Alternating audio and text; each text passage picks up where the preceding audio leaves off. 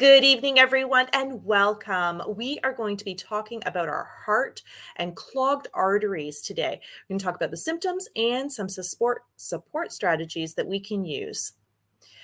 We realize that there's a lot of technical information, and Dr. Justine is available. If you have any questions, feel free to give her a text.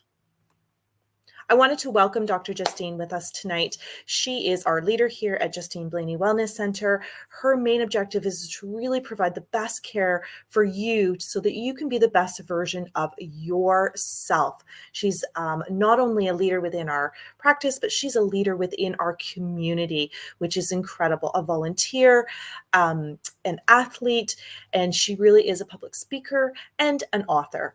Please help me welcome Dr. Justine Blaney Broker. Hello, everybody. So excited to talk about this talk because it is so crucial. Our heart is so powerful and so amazing. But upcoming, we have a 2-week series on heart health because it's just that important. Who doesn't want a healthy heart? So we have today clogged arteries and a healthy heart. We're going to have an interview with Dr. Udani. We're going to understand that urine analysis and your paperwork, understanding your blood work and which types of blood tests that you want. And I'm going to go over that a little bit today. And then, of course, understanding vitamins. So stay tuned. We've got stuff that's so amazing every week, bringing you healthier start. Because if you learn one new thing every week, imagine that at the end of the year, you've learned over 50 new things to help you be healthier. Just one new thing can make a major difference. So today, what are clogged arteries? Oh my goodness. This is when there's something blocking those arteries. How can that be good? That's like stepping on the hose so no more water gets out. We need the blood flow functioning through our whole body. And if we don't have that blood flow, we know that this can be a cause of heart disease, a cause of stroke, a cause of death. So this is super, super important information. And many of us think of atherosclerosis or hardening of the arteries. We think of something big and fluffy and blocking it. Pardon me, but it's not just that, it gets inflamed. And when it gets inflamed, those arteries, they get puffier, and then the hole is smaller, not just because something is blocking it, but because of the inflammation around the artery. So you can see that in this picture, that the artery tube literally gets smaller, and therefore it can, once it has these plaques, it makes it that much more difficult, and it creates that abnormal blood flow throughout the artery. So what are these major causes of clogged arteries? Inflammation. So that's what we're going to talk about today. Insulin resistance, gut dysbiosis. So when you don't have proper gut health, stress, toxic load, sleep being disturbed, and chronic infection. So we're going to cover each one of these. We know that when we have blocked arteries, that can affect your brain, your arms, your legs, your kidneys. It can lead to heart disease, peripheral arteries disease, often called PAD, affect your carotid arteries, very, very severe, affecting your brain. And that can lead to tissue death, heart attack, stroke. And if it's in your lower back, it can affect your lower back arteries, which can then not just be lower back pain, but then affect down your leg. So clogged arteries, one of the biggest things to understand here is that it is slow and it's progressive. You don't actually feel pain. And many of us are judging our health based on how we feel. And today, if I can bring up anything important, is test, don't guess. Test, don't guess. Get your regular checkups for your heart, your eyes, your teeth, your ears, your spinal health, so your gut health. So we want to make sure that we're talking about test, don't guess, and we're going to go over the test you need today. So what these causes of chronic health, number one is inflammation. They don't understand these pathways fully, but they know that if you have inflammation, it increases your risk of heart disease. So today we're going to talk about, in our success strategies, we have 10 of those on how to reduce inflammation systemically through your body. Number 2 is insulin resistance. This is when your body cannot use insulin properly, and your fat, your muscles, your liver don't respond to the insulin, and therefore you can't use or absorb your glucose properly. Super challenging problem throughout our bodies.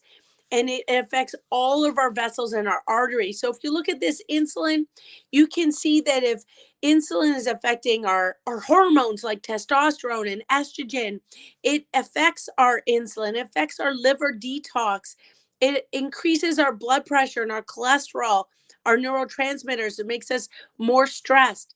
We need to be able to make sure that our body can react to our insulin properly. And we're going to cover again those solutions coming up. Number three cause of clogged arteries is gut dysbiosis. A lot of times people just think, oh, I just have an upset stomach or a little bit of constipation, a little bit of diarrhea. It's just a day, or maybe it's once a week, or I only go to the bathroom every 2 or 3 days and that's normal. But it isn't. What are we doing to improve our gut health overall? So there's a balance of those good microorganisms and those bad microorganisms within our gut health. So not only can we absorb the nutrients better, but we're getting better flow of toxins and better flow of nutrients to our entire body, improving that blood flow, reducing those risks of clogged arteries. So when you look at our gut health, we know that if we don't want too much bad bacteria, we want a lot of that good bacteria. And yes, we have bacteria that's good inside our bodies. And if we have poor gut health, that increases our insulin resistance, increases our risk of type 2 diabetes, increases our risk of blood pressure, our bad cholesterol, and increases inflammation. So you can see in this picture the normal gut health that has nice, good bacteria versus the poor, unbalanced bacteria leads to immune disorders and pathologies, autoimmune diseases, metabolic diseases like heart disease. So, who's checking your gut health? Have you talked to a naturopath, a nutritionist? That's why we have that on our team. And I do recommend that you're doing some form of detox as the seasons change. So, aiming for 3 to 4 times a year, quarterly. And doing it on your own can be risky. So, we're going to talk about some different forms of detoxes. The number fourth cause is toxic load. And this comes from all sources: pollution, pesticides, chemicals on conventional products, your water, of course, smoking. All of this puts increased risk of heart disease and stroke. And I know, I'm seeing in my own family, the allergies coming out, and we don't realize just how many different types of grasses and chemicals on our grasses and on our the plants around us, that and even just our furniture, our cars, these chemicals that are around us can increase the toxic load, which helps affect heart disease and chronic clogged arteries. I know a lot of times my patients, we start to think that clogged arteries is just nutrition or it's just genetics, but it is definitely proven that can be related to environmental and lifestyle. And that's our goal today. In the 10 ways to help with this is, what can you control to make a difference? Number four, when we look at that toxic load, one of these areas is tap water, or even bottled water can be full of all of these toxins that you see here. So looking at ways that you can, from the simplest simple way of a Brita, to a filter within your home, filter in your fridge, some form of filtered water. So when you come to our office, bring your water bottle and fill it up. We have a water station and we're happy if you can fill it up with that healthy water and take it home with you. Number five is chronic stress. And that is where, when we have more stress, more cortisol response, higher cholesterol levels, more triglycerides, and those are risk factors for chronic heart disease and for clogging those arteries. And stress is where we're at the Justine Blaine Wellness Center. That's where we help out. We have our acupuncturists, our nutritionists, our naturopaths, our massage therapists, our chiropractors, our physiotherapists. We work together to help you reduce this stress load, reducing your risks of heart disease and clogged arteries. If you look at this stress chart here on chronic stress, it affects your heart, your bones, it affects your kidneys, it affects your liver, it affects your sleep, it affects your muscles. Really, what doesn't affect? When you think if you're stressed out, you don't digest your food as well, you feel tense, you feel tight, you could get headaches, your digestion can be off, you could get the butterflies, you feel weak, you feel lethargic. Stress affects every part of your body, and that's where we're here to help. Number six cause is getting poor sleep.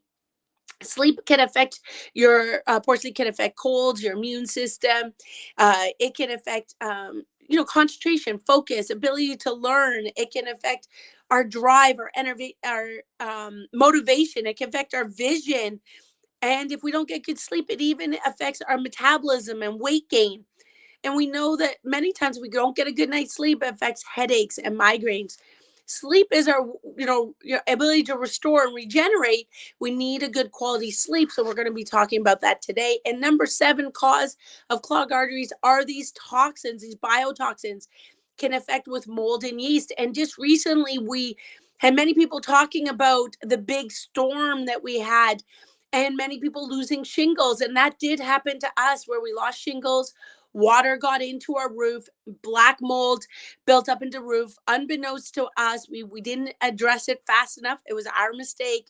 And then I got really, really sick, and it affected me with somebody who has severe allergies. But the boys in my house, my husband, my son, had no symptoms at all. And so that would have been the worst thing ever because then we would not have addressed it. So luckily, I did get symptoms. We realized there was a problem. I moved out and we actually had to replace our entire roof and all of the insulation wood in the top part of the roof. So super, super expensive mistake to not replace those shingles quickly and to allow mold to build up. So many times we have mold in the home. We have different forms of yeast and we don't realize it. We can have yeast within our bodies and it often shows up as a white tongue, but you could also just have no symptoms at all. So these are areas where one, checking your home, two, checking your temple, your body with the naturopath to make sure you have a difference there. Lyme disease, viral infections, bacterial endotoxins. Again, many of these can be existing within our body and our only symptom is fatigue, low energy, muscle tension. And that's why at the Justine Blanding Wellness Center, we believe in a team approach, working with your naturopath, your medical doctor, a team approach to your nutritionist to looking at your entire temple because these toxins can be affecting all of our systems, including heart disease. So, what are some of the lab tests you need to look at? We are going to have more talks on lab tests, but let's take a look at these for your blood work. Your HbA1c, your glyphosate, you want to have that check. That's going to let you know about inflammation and heart disease. This is a test not routinely ordered. You will need to ask your medical doctor about HbA1c. Fasting glucose and fasting insulin are often ordered on a regular basis, but you want to know how to read those results and monitor those results. The HbA1c helps you monitor your risk factors as well as your homocysteine. So that's something that you will need to ask when you get your blood work, which I recommend to do yearly to check, or at minimum, if you are at no risk signs, they're still checking it yearly. Some of your 8 inflammatory markers, your creatine phosphate, CRP, you will likely have to ask that be tested. Your LDH, your cholesterol, we'll be talking about that. And that's often checked, but you need to be able to ask for full lipid protein profile because often they'll just do HDL and LDL, but will not look at your LDL if you have small or large particles. And that's something that you have to request for further testing because you want to know how much good and bad cholesterol you have even among your LDL, which is typically thought of as all bad, but it isn't all bad. Your ferritin, your iron levels, that helps you deal with oxygen getting to all your tissues. Crucial to see if you're at risk factors. And as I mentioned, your homocysteine. With that lipid profile, you'll see there also looking at your cholesterol levels and your triglycerides. So this is something that I recommend routinely, minimum yearly, and it can be done with the naturopath. Dr. Udine is going to be having a talk about blood work coming up. So stay tuned for that and learn more. But definitely get an expert on your part, get your own blood work, and learn how to read it so that you're not just trusting somebody that on the outside, but you're actually taking more control of your health. So we're going to go through 10 natural strategies to help deal with cardiovascular health and help to deal with clogged arteries. So number 1, we talked about that anti-inflammatory diet. Get rid of these fried foods. Get rid of the trans fats. Get rid of the sugars, the high gluten levels, anything white sugar, white rice, white bread, um, white milk, even to help limit. We want to get to those grass fed meats, lots and lots of greens. So, half your plate greens, looking for a big salad once, and if you can, twice a day. But every meal, what are you adding greens? At least twice, if not three times a day. Look to make sure your plate is ideally half, if not three-quarter greens. I know I grew up with, the plate looking pretty. So you had your protein and a little bit of greens and a little bit of rice or pasta and a little bit of carrots or corn. So you're like adding lots of color on your plate, which is cool. It makes it look pretty, but remember, that's aimed for still color, but more greens, half your plate in greens to help it be healthier for you. So grass-fed meats, free range, wild fish, chickens are not cooped up. So look for those organic, free range, wild for your proteins. And any vegetables. I know right now, trying to grow some of my own. This is fun, but easy with lettuce. You can easily grow it on your balcony, on your railing, and it grows really, really fast. And it is easy to just cut off and eat until you have really fresh salad on a regular basis. Number two is looking at that intermittent fasting. That's the cycling between feasting and fasting. And you're basically shortening that time when you eat. You can eat what you want, ideally healthy foods. You're still limiting your amount of sugars, and the bad foods like the trans or fried foods, but you're eating in less time. So your body has a longer period of time to fast. So one of the most popular methods is the 16 and 8. That means you're eating in an 8-hour window, to make sure that you're fasting for a longer period of time. And that time includes your sleeping time. But we're going to show you 7 ways to do these daily fasts. We have done other previous talks on fasting that simply the whole talk is onto fasting, and I recommend looking at that. So the simplest way is 12 hours. So you eat between 8 a.m. and 8 p.m., for example, or 9 a.m. and 9 p.m. So, or even 12 and 12, but it's a 12-hour period. Then you can look at a 14-hour fast, and you can see that you increase those hours of fasting. One of the crescendo ways is just saying sort of 2 days a week you eat in um, a shortened period of time. So 16 hours of fasting. So you're eating only in the 8-hour window or even a 4-hour window. Or you could look at a 1-day fast. I tried to do that 1 day a week. And I know at the beginning I thought, oh my God, that's going to be so hard, but you can still, drink water, and once you get your mindset right, and we're going to go over that, it is not as hard as you think, because the next day you're going to be fine. You're not going to die if you don't eat for 1 day. We have enough fat stores to make it through. So check out information and different ways to find out the best way for you. It is a way to help reduce inflammation, which then again helps your heart and your blood flow. Giving thanks, because this helps reduce stress along with all of our wellness strategies with massage, chiropractic, acupuncture, naturopath. But taking time, I know it's so easy to forget. So maybe it's every drive, every time you get in a car, you give thanks. Every time you lay your head on a pillow, you give thanks. Every time you go for a walk in your garden or walk outside, you give thanks. Find a way to make it routine to focus on what is good in our lives. Number 4 is prioritizing that sleep. I know we're all so busy, and just making sure you not only get hours laying down, but quality hours. And I know if you're breastfeeding or you have little kids, this can be disrupted, but even the time that you're laying down is quality. So no phones near your head, no TV in your bedroom, no TV right before bed, no blue light right before bed, your room cool. Obviously, check out how old your bed and your pillow. Make sure your pillow fits your head. We have many talks on that. Using a mask to make it dark, or we have dark blinds to make a difference. I had one patient who's a fireman, and so he slept actually in the cellar so that it was cold, it was dark, because his circadian rhythm was off being working at night. So if you do work nights, definitely finding a very dark, cool spot, set a time side makes a difference. Getting that regular exercise, you got to get tired so that you get good quality sleep.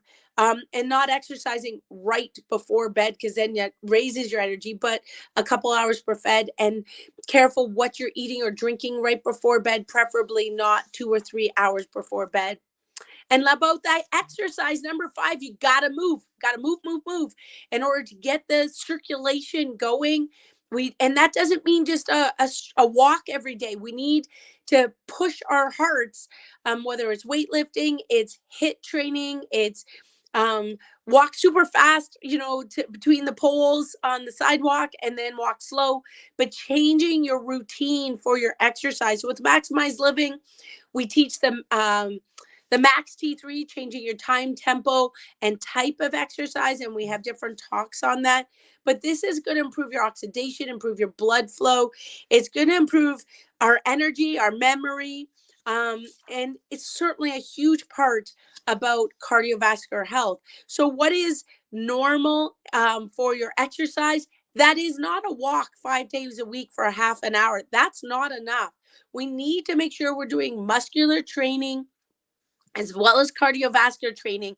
And the absolute minimum to maintain, that means not go back downhill, is 30 minutes, 5 days a week. 30 minutes, 5 days a week. So I love, some people have the Fitbit, they're trying to get their 10,000 steps. That's awesome. But 10,000 steps is sort of, I would say, the bare minimum.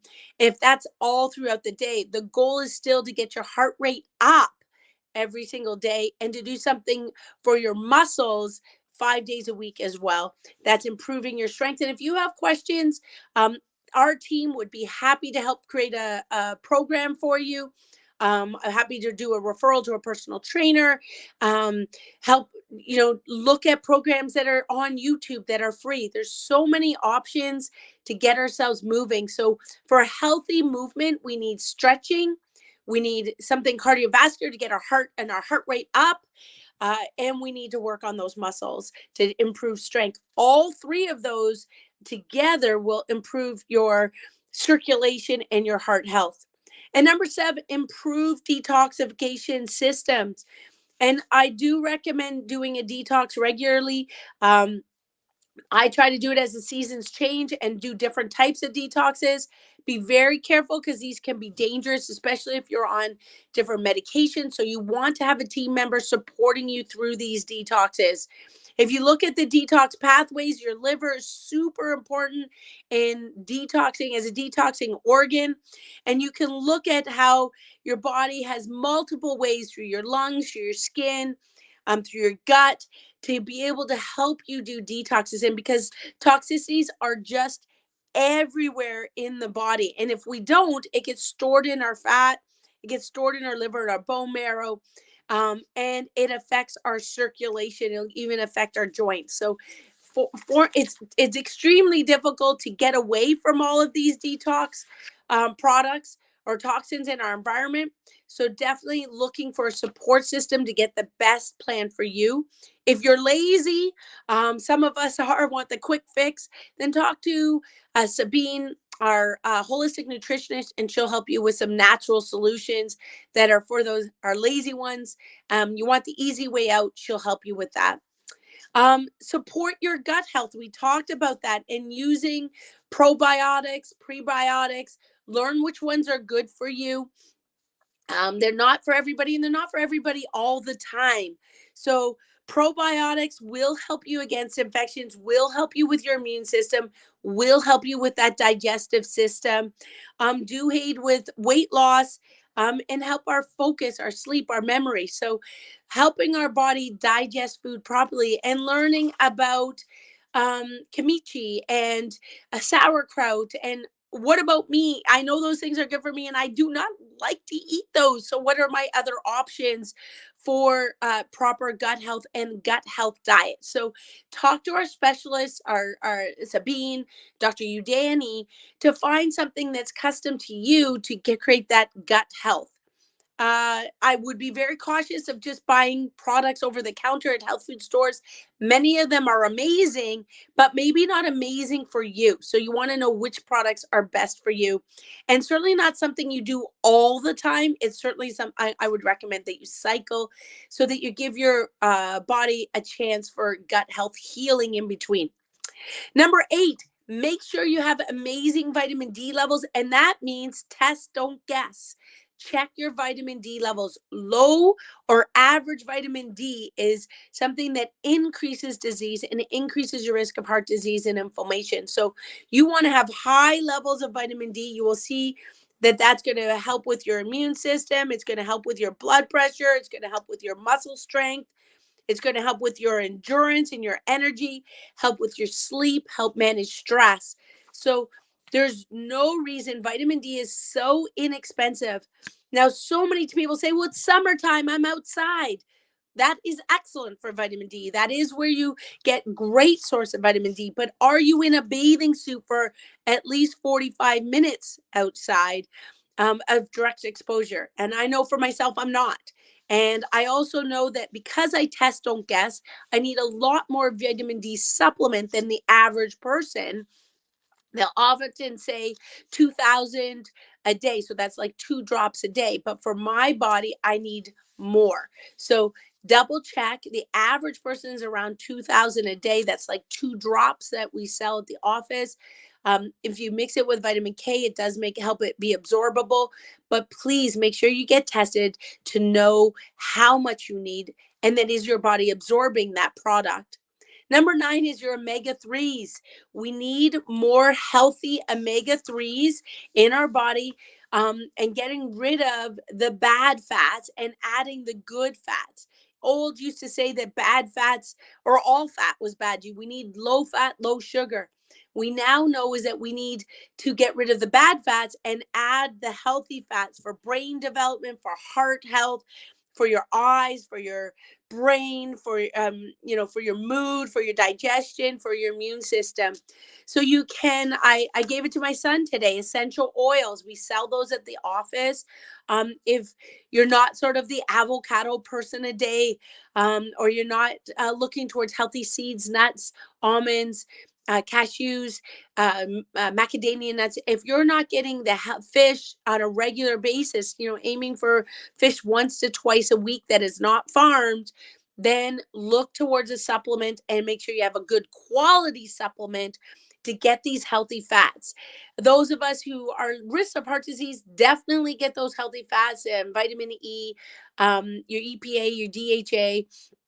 But you know what?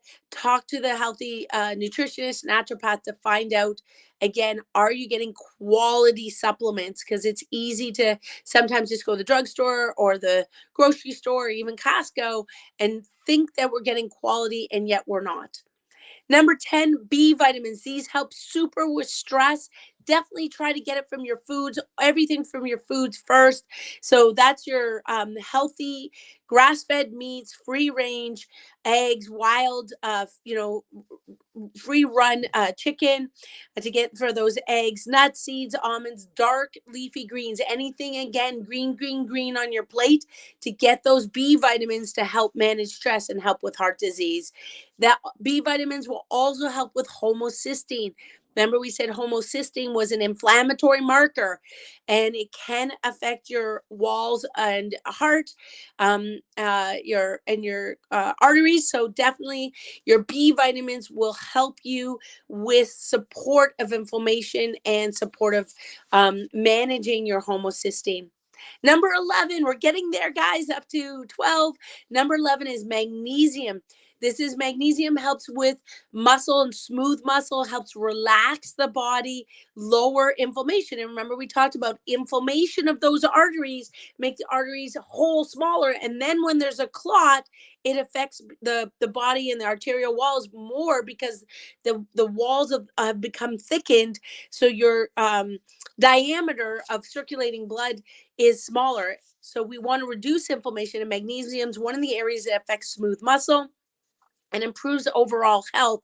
We do sell magnesium at the office. There are many different types, so you want to make sure you have the right type for yourself. Many people will get muscle cramps or um, uh, restless leg, look towards magnesium as well. Magnesium rich foods, dark leafy greens, again, surprise, surprise, nuts, seeds, broccoli. I'm growing broccoli and Brussels sprouts in my backyard, as well as my lettuce, asparagus, green beans. So look at different forms of trying to add greens to your plate on a regular basis. And if it's not you, just say, okay, once a week, I'm going to try one new form of green for my family. And number 12 is look at that chiropractic care. If you look at this chart, you can see the nerves control every single organ in your body. Every single organ in your body has to have nerve control. The brain sends messages to those organs, and from those organs back to your brain. That is the loop we call the nerves that exit the brain, the efferent nerves, and then the afferent nerves come back. So we want that neural loop happening, and you can see the heart right in the middle there, about the size of your fist. The messages must go from your brain and through your neck, your upper back to your heart, from your heart back to your upper back and back to your brain. So if you have areas of subluxation, areas that twist or turn on your spine that affect those nerves, you will not have the right messages from your brain to your heart and from your heart right back to your brain, that whole loop. So as a chiropractor, we're going to check to see if you have areas of subluxation or not that could be affecting these neural loops.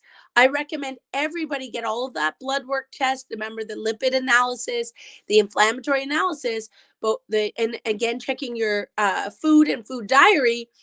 And as a chiropractor, of course, checking your spine and your nervous system to make sure, because you may not feel pain. Only 10% of your nervous system is pain. So the only way to know if you have areas of subluxation is to check and test, not guess. That's why we have numerous scans at our exam. We use a computerized subluxation thermal scan to look for areas of inflammation before you feel it. So we encourage everybody to have that spinal checkup. We'd love to see you. We'd love to see your family. We do offer complimentary consultations. If you just want to chat and see if this is for you, definitely give us a call. We can chat actually virtually or in the office, so you can learn more about the testing that's done. None of it hurts, but to do a thorough exam does require time, and your health, you deserve it. Put the time into your health. Otherwise, honestly, we regret it later. It's so much easier to work on prevention than it is to try and deal with the problem afterwards. It's so much more painful. It's so much more emotional. And it does take time away from your family and your work if you are unhealthy. So our health is our true wealth, and it's certainly key to take care of your heart health before you have a problem, because once you have a problem, it honestly could just be too late. So definitely, as a chiropractor, I recommend spinal health. Find, detect, and remove those subluxations so you can be your best, removing that stress on your overall system and that nervous system controlling everything. So stay tuned with us. A little bit about heart health and 12 strategies today.